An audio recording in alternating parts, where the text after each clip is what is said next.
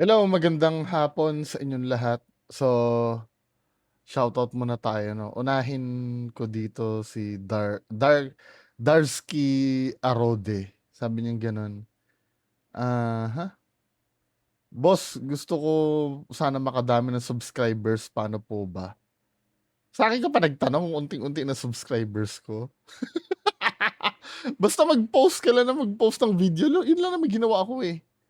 Actually, never ko namang inisip na na dumami yung subscribe. Oo, maganda, no? Hindi ko sinasabing ayoko ng walang subscribers. Okay kung dumami. Pero hindi pansin nyo, never ako nanawagan na na i-subscribe nyo ako. Hindi kasi ako nananawagan eh. Kahit nga yung bagong channel ko, 'di ba? Sinasabi ko lang, "Oy, may bago akong channel." Never ko naman sinabing i-subscribe nyo eh. Sabi ko, tignan nyo lang. 'Di ba? Oh, speak of bagong channel ha, yung Bungo Mystery Inc. Ha? Pero wala akong sinasabi i-subscribe nyo. Tingnan nyo lang naman pag nagustuhan nyo. Kasi nasa tao kasi yun eh. If feel nilang panoorin ka, eh di magsusubscribe sila. Kasi sometimes no, pinipilit nila mag-subscribe tapos ayaw din naman nung mapapanood sa'yo. Nakakahiya lang. 'Di ba? Automatic naman yung subscribers na yan. Anyway, ano tayo dito no? Sino pa ba mga bate? Oy, Happy Father's Day ha. Sabi ni Milo Laksina sa akin. Tapos, sino pa ba? Mhm. Mga ano. Si Ma'am Lu Ramirez Briones. Hello. Shout out. Paranas daw. Ito ma'am, naranasan mo na. Hello, Ma'am Lu Ramirez Briones. Kamusta ka dyan? Mukhang nasa ibang bansa si mama. Mhm. Sino pa ba? Oy, salamat Ma'am Agnes Gohara. Tapos si Sir Verhel Pasio Vivar. Pabati po sa tropa ko na si Silvin Cagadas. Uy, tangina mo Silvin Cagadas, pinapamura ka ni ni Sir Verhel. Uy, salamat po ha. Maraming salamat. So, proceed tayo do sa main content natin. Ito no, ang dami simula nung yung issue ng yung gayahan-gayahan. Sinabi sa akin ng iba, ako daw ginagaya ko daw si Kaalaman. Hindi. Hindi ko ginagaya kasi yung mask ni Kaalaman kasi since ano pa yon? Ineto lang 3 years ago. 3 years ago, I don't know kung recently lang siya no, pero ito yung nakita ko. 3 years ago, ganito ang mask ni Kaalaman noon. Yung mga old school na follower ni Kaalaman, ito siya noon. Takpan mo pa yung mukha mo ha, Well, maupo ka buddy. Maupo ka. O sige. Diyan ka na lang sa harapan ko. Ganyan ang costume ni Kaalaman ngayon. Siguro parehas naming na isipan na pagkaganyan kasi ang mask mo, muffled kasi yung boses eh. Kaya naghanap ako, hindi naman intentional na ito yung suotin kong mask kasi. Ang mask ko dati yung parang bonnet na tapos yung katulad kay Rogelio Santiago, ganun dati. Kaya nga Bungo TV ako dati noon eh. Ang problema, muffled yung boses. Ganito yung mask din ni Kaalaman 3 years ago. 'Di ba? Ito ay August 7, 2022. Alam ko nag-Rey Mysterio mask si Kaalaman. I think 1 year or 2 years ago. Kasi kung ito ay 3 years ago, 2022, 2021, ganito na ang mask ko. Ayan o. Ito yung lumang video ko. Ito ay July 5, 2021. So meaning, hindi ko ginaya si Kaalaman. Hindi ko naman sinasabi na ginaya ako ni Kaalaman. Imposible namang panoorin na ako. Kaalaman. Anong pakialam nun sa akin? Laki-laki YouTuber nun, di ba? May mga bagay lang talaga na nagkataon na merong similarities lalo na sa appearance. Doesn't mean naman na nanggaya, 'di ba? Iba naman ang ano ni kaalaman. Kasi madalas ko na ano yan eh, ikaw ginaya mo, ginaya mo. Ito nga evidence mo. 2023, ganyan pa ang mask niya. Alam ko marami pa siyang ganyan eh, na itsura ng mask eh. Ito lang yung nakalkal ko. Tapos, nung 2021, ito na ako. Ito na talagang ginagamit ko noong pa. Nag-iba-iba lang kasi ito, nasisira din ito eh. Tapos bibili akong bago, iba-ibang kulay, di ba? Anyway, okay na tayo. Just sa issue ng gayahan na yan. Now, speaking of kaalaman, ano, yung content regarding sa ano, do sa yung sa estudyante.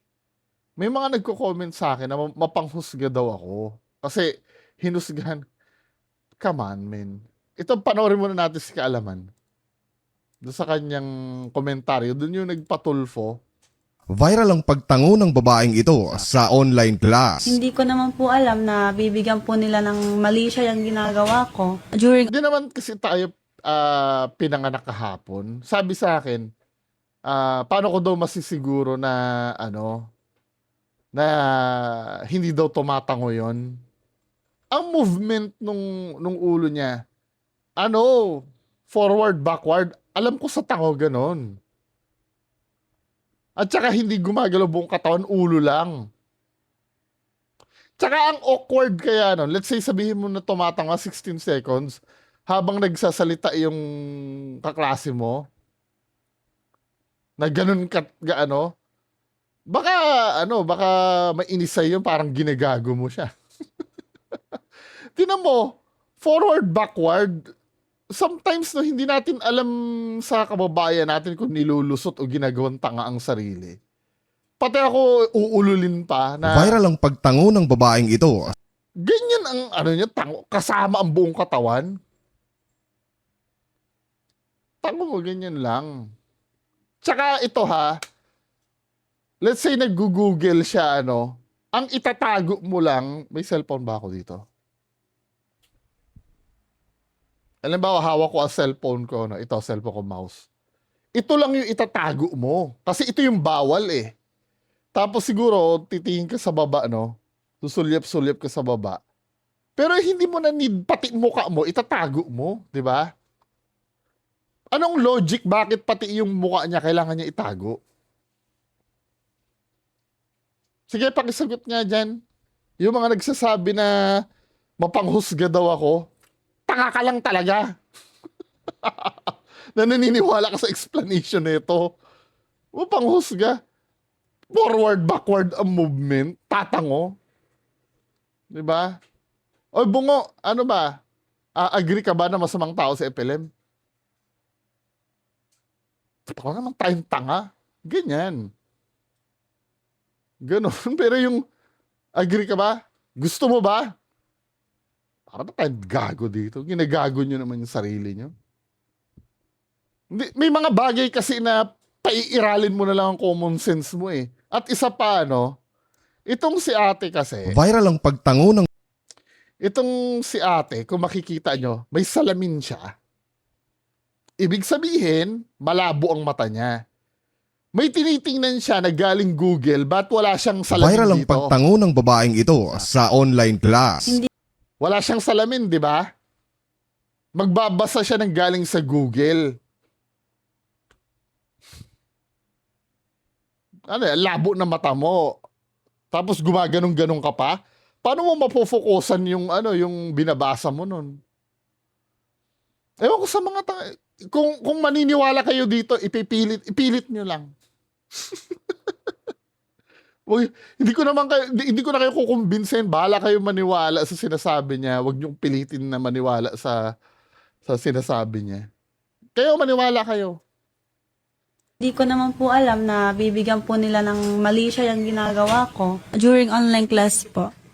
6 p.m. po yun. And then, Yun o, nagsasalamin siya. siya po ay recitation Kaya niya naman palang tumingin sa kodigo niya. May dala-dala siyang kodigo siya dyan eh. that time. Google po ako noon. Kaya po Oh. Yung mata niya pala, na ibabagsak niya naman pala na yun. Ba't kailangan gumanon pa siya? Kung meron man siyang tablet or cellphone na dala-dala, ito yung tablet ko ha. Halimbawa ito, cellphone. Ilalagay ko lang to para hindi nyo makita. Tapos pag nagsasalita, susulyap lang ako. Napaka-dumb kasi nung explanation. Tapos, hindi ako naniniwala na bumibenta sa iba. Ako pa yung aawayin na mapanghusga daw. Ano ba? Iniwas ko yung ulo ko para hindi po makita. Ayan, ayan. Then, after po nun, nag-a-agree po ako Iniiwas. that time. O buddy, tumatango naman. Iniiwas daw yung ulo para di ba? Bakit? Anong masama na makita ang ulo mo? Bawal bang ipakita ang ulo doon sa screen kaya iniiwas mo? Ang bawal yung may dala kang kodigo or Google. Di ba? Hindi naman siguro bawal tumingin sa baba. Sumulyap-sulyap ka. Diba? Ano ang problema? Tumatango siguro buddy with feelings. Ayan, piniplay po natin ngayon mga kapatid sa inyong screen Yan ba yung tango? yung video na tinutukoy po ni Angel May. No? At Yan ba yung tango sa inyo? Kung ang inaagrihan mo yung kaklase mo nagsasalita, tinitingnan mo yung kaklase mo. Diba? Ganyan pati. Hindi ganoon. Para tayong tanga. Ewan ko. Sa mga nagsasabi mo pang husga ko. Anyway, next video, no? Ito, play nga natin to. From this, Magkano lang naman yung babayaran mo, boss, eh? Magkano ba sinisigil mo? 112 po yung ano niya, boss, yung sa booking niyo po. Yan. Hindi, kasi hindi naman ako nagpipresyo niyan, yung apps po nagpipresyo niyan. Baka naman pwede natin pag-usapan yan. Balikan mo na lang ako mamaya. Boss, naka-video tayo, boss, oh. Video-video ka pa. Hindi, boss, protection ko lang to, bossing. Hindi nga, para ka naluloko eh. Hindi, boss. Naghahanap Taga buhay saan na ba? ako, eh. Taga Marikina ako, bossing. Taga Marikina. Gusto mong bakbakan kita dito? Boss, hindi naman gulo hanap ko. Kaya nga, ya. Ano ka? Papalata? Bossing. to this. Ayan nga po. Ayan. Pasok nga ako. Ayan. Ang ina mo. Ano ha? Ano, di ba titirahin mo ako? So, ito yung content na naman ni Tomodachi, 'di ba? Sabi ko, una sa lahat, di ko pinost to para magpasikat o iparating sa lehitimong tao doon.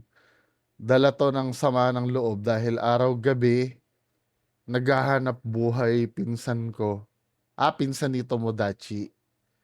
Wala akong gustong parating sa mga lehitimong tao sa C6 bukod sa tao na to. Pasensya na kung tinawid namin kayo ng walang pasintabi. Wala kami gustong ipamuka dyan at iparating bukod sa tao na ito. Salamat. So, ito yon yung baka YouTube ako na ito. Anyway, alam niyo na yung nangyari dito. Ayan. Pasok nga ako. Ayan. Ang ina mo. Yung ito, no, argument na naman dito kung fake or totoo ba itong mga ganitong content. Kasi ganito kasi lagi ang tema ng content niya eh. Yung suntok kasi, hindi ko masasabing peke dahil may pressure eh. However, every time yan mapapansin ko, every time na yan ay may binubugbog si Tomodachi. It's either naka-face mask kadala. Hindi naman lagi, no? Pero it's either naka-face mask or nakatakip ng tuwalya. Just imagine, ito, kausap ni Kuyang Rider. Tamo ha. From this, Magkano lang naman yung babayaran mo, boss, eh? Magkano ba sinisigil mo? 112 po yung ano niya, boss, yung Kausap niya, nakatakip na ng towel. Hanggang sa matulog, nakatakip pa rin ng towel. Bakit siya nagtatakip ng towel na ganyan? Let's say halimbawa,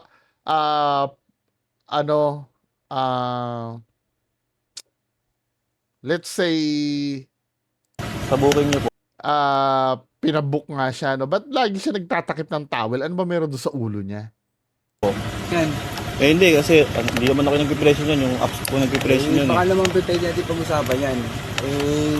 Balikan mo na lang ako mamaya.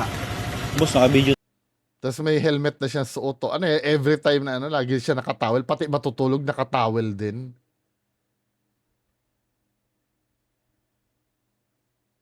Kaya sometimes, ang nagiging panlaban na lang ni Tomodachi, totoo yung suntok eh.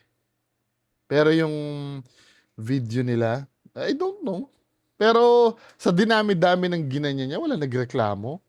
Kahit pa sabihin mong kriminal or masamang tao yung ginaganyan niya, ano yun eh, pwede mong pabarangay yun eh. Or ano, kasi assault yun men eh. Lalo na yung pinasok ka doon sa bahay mo na yun. Unang-una, hindi naman, I mean, hindi talaga siya ano eh. Baka nga mas mabigat pa ang magiging kaso ni Tomodachi nung pumasok siya doon sa loob ng bahay nung yung natutulog ito. Tapos binanatan niya ng binanatan. I don't know, no? Pero yung suntok, totoo talaga yon. Ngayon, kung paano nila napapag-usapan yon, hindi ko alam. Pero ang isang glimpse natin dyan, yung content nilang dalawa ni Awit, di ba? Nilik ni Awit na ang ano talaga, ang plano talaga, scripted yon. At sinasabi ni Wang Bu na gusto niyang masuntok. So meaning, may clue tayo doon na ito talaga, karaniwang content niya ay scripted. Siyempre, may mga fans ni Tomodachi na tututol. Eh, hindi ko naman kayo masisi kasi nakapag-invest na kayo ng feelings dito. Pero, di ba, yung kay, ano eh, yung kay Awit Gamer kasi yung ano dun eh, pinaka-critical na clue na kung saan malalaman natin si Tomodachi ay willing gumawa ng scripted na videos. Di ba? Now, kung ito ba ay totoo o hindi, kung ako, sarili ko opinion, feeling ko scripted to. Yung suntok, totoo eh. Pero it doesn't mean naman na, ano eh, yung si Wang Bu nga, duguan, di ba? Kasi nagkaroon ng tawag dito. Nagkaroon siya ng laceration dito. Parang hiwa nung pagkakampas ng tako. Di ba? Eh, kayo, no? Sa bagay, mga Pinoy naman, madali namang maniwala sa ganyan. Pag sinabi mong ganyan, ikaw pa ang aaway. Pero merong kaaway si Tomodachi na ano, na yung sinugod niya, doon naniniwala naman ako legit yon. Yung sinugod niya sa, I think Malabon yata yon. Yung may-ari ng shop, ng motor shop. I think yun totoo. At yung naghamon sa kanya na ano na URCC fighter. Kaya lang ang problema doon ano, niyayaya si Tomodachi sa octagon. Ang problema hindi siya kumakasa. Ang gusto niya yung street fight talaga.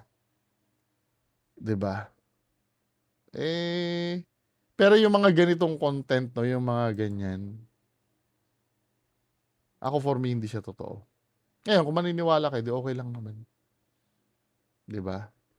Kasi palagi na every time na lang na may susuntukin siya, it's either naka-face mask or may takip ang mukha. May time nga na umuulit yung ano eh, yung mga sinuntok niya na yan eh. Yung ano, tapos na-content ko na ito before, yung sa gym, yung sinugod niya no sa gym.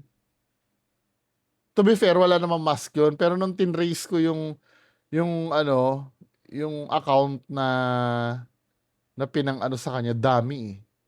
Yung pinang message sa kanya. Ayun, siguro last year pa yata yun. Yan ako. Eh, ang ibig ko lang sabihin sa mundo ng social media kasi, maging ano na lang kayo, skeptic. Kasi Siyempre, naniniwala kayo tapos pag sometimes sa bubuking masasakta naman kayo. Kasi yung nag-invest na kayo ng feelings sa isang tao na totoo na eh.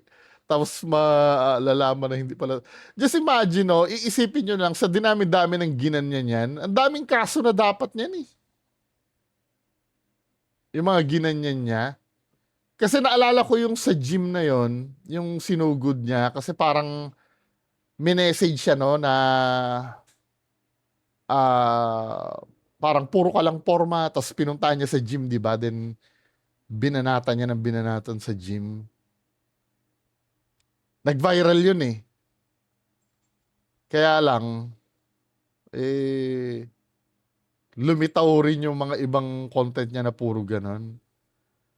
Actually, nung time na yun, pwedeng tumawag ng pulis yung yung nasa gym na yun eh. Yaritong Tomodachi na to eh.